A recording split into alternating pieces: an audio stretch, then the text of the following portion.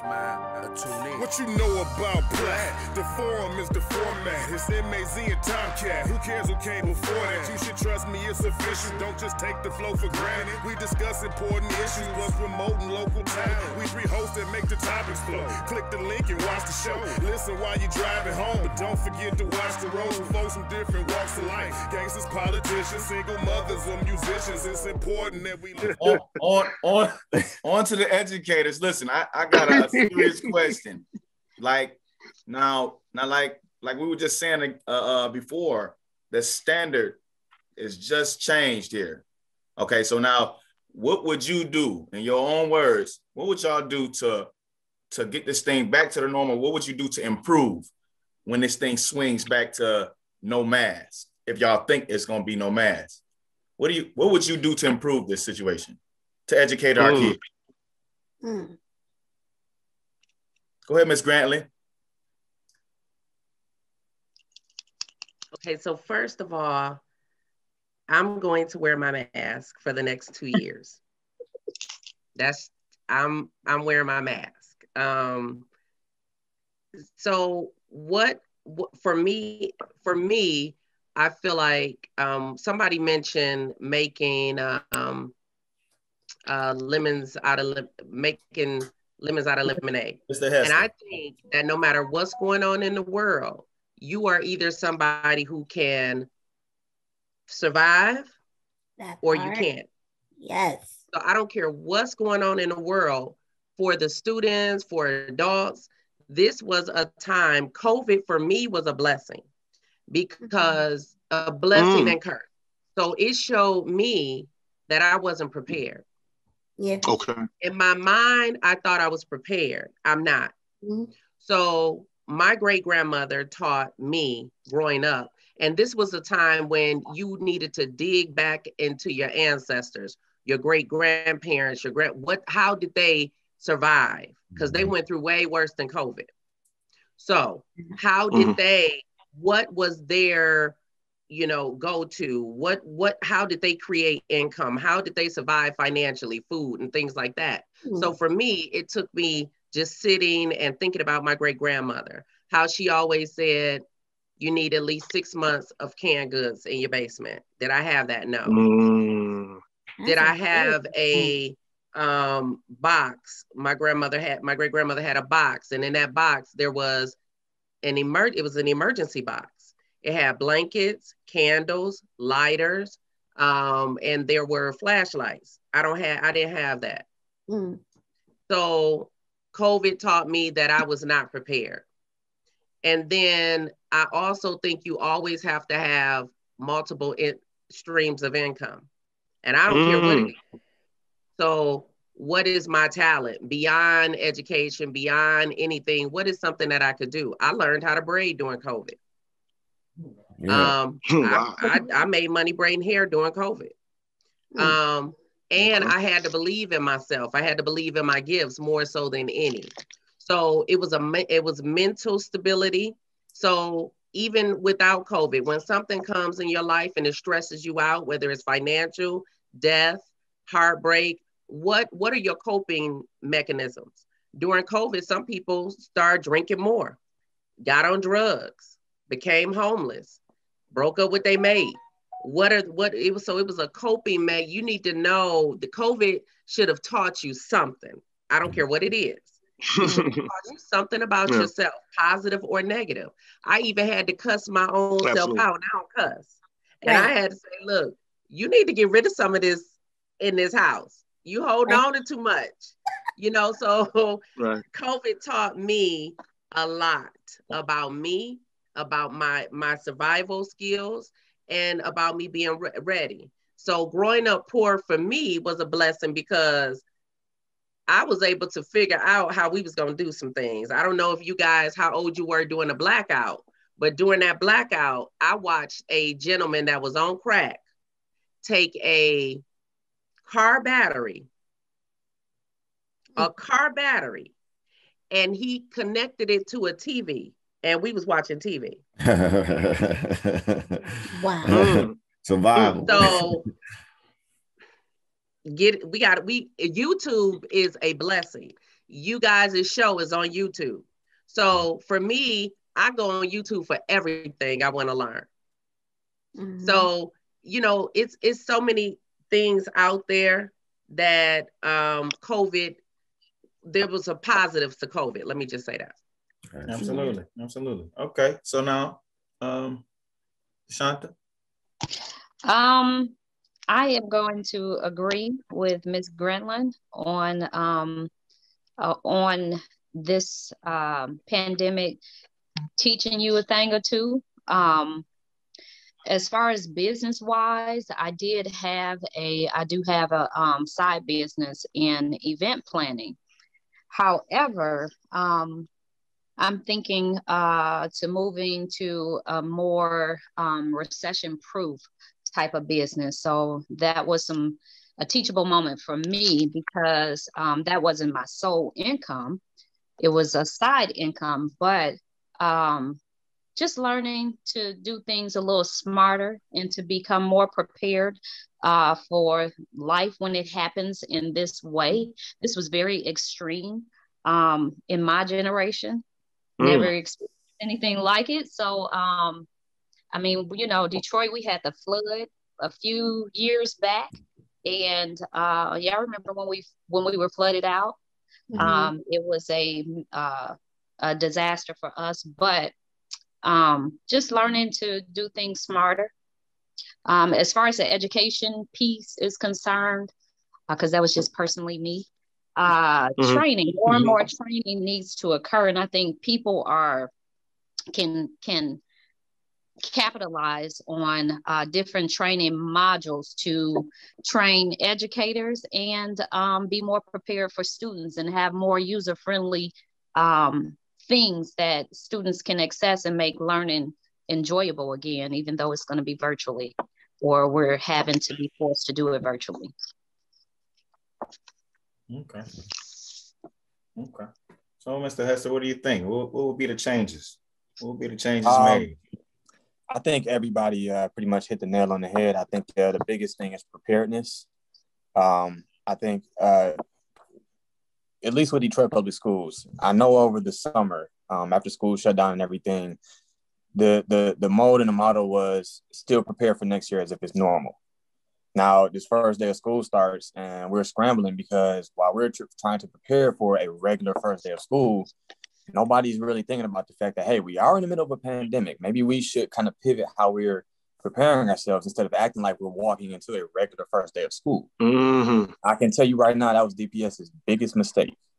And we're paying for that right now. So I think that the level of preparedness should be there as far as virtual learning. This is Detroit. So, virtual learning for a lot of kids is not the easiest accessible thing right now, compared to other school districts. I think that somebody mentioned training. I think Ms. Reeves mentioned training. I would agree. Unfortunately, this year we are being trained by other people who have never been through a pandemic themselves either. So we're being trained by people that really don't that really don't know either.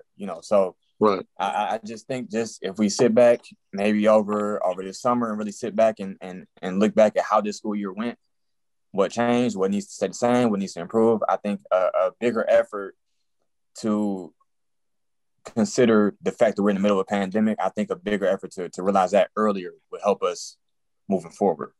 Yeah. I got a question for all you guys.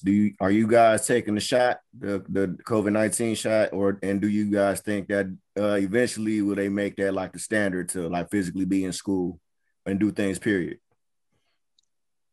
I'm personally constantly moving back in line. I don't ever want to be the first in line for the for the shot personally, but honestly, I'm crossing my fingers for something I just got hip to, herd immunity.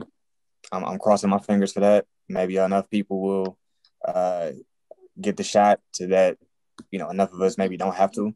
Right. That's my personal. I plan too. Like, if y'all the ones that keep spreading it, get vaccinated. Because thank God I've never been exposed. Well, I've never had COVID. So I don't feel like I should have to get vaccinated. Like, why? I feel good. I just tested negative the other day, so I'm still feeling good about myself. Thank God. Thank God. And then we have some survivors and immunizations built. I don't want to take it. I hear you. Like the rest of them. I mean, like he said, if enough people take it, then we don't have to. I mean, right. I like to call them guinea pigs.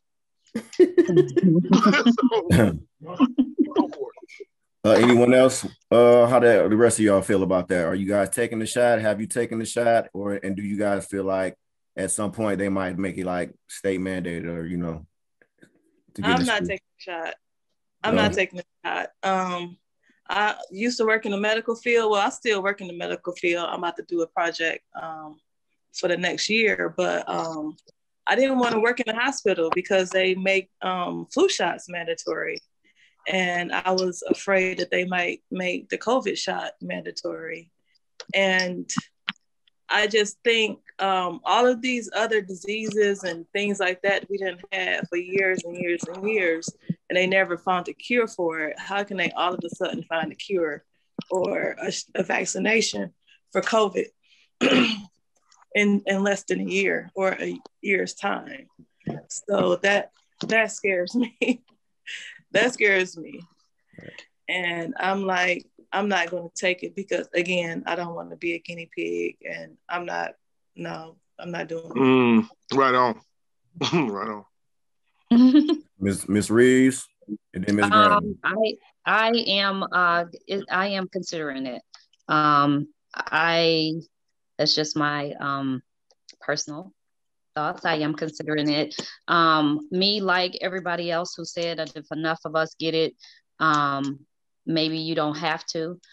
I sit back and I watch the outcomes, and it's scary, to think I have allergies that have showed up in my life in the last few years. So there is some hesitation for getting it relative to that. But other than that, I am considering it, yes. And all jokes aside, I just spoke with someone yesterday that actually got, both shots, got the vaccinations, said she suffered very little, like almost no side effects, said she's doing great. I mean, actually made me reconsider, whether I want to take it or not. I mean, she said she's doing fine. I know everybody's body chemistry is different. We don't know how we're going to react to anything we ever take. So she could be fine. I'll take it and, turn bright red or something. I don't know. But, I mean, we got to look at all the facts and kind of, do a little research. And I mean, I wish we didn't have to even consider taking it, but unfortunately we do. I'm not against the shot. I am the only one in my school building that hasn't taken the shot. And there's a little bit of a bully mentality, I'll say, or a single out mentality, where I've had to tell my coworkers, don't ask me again.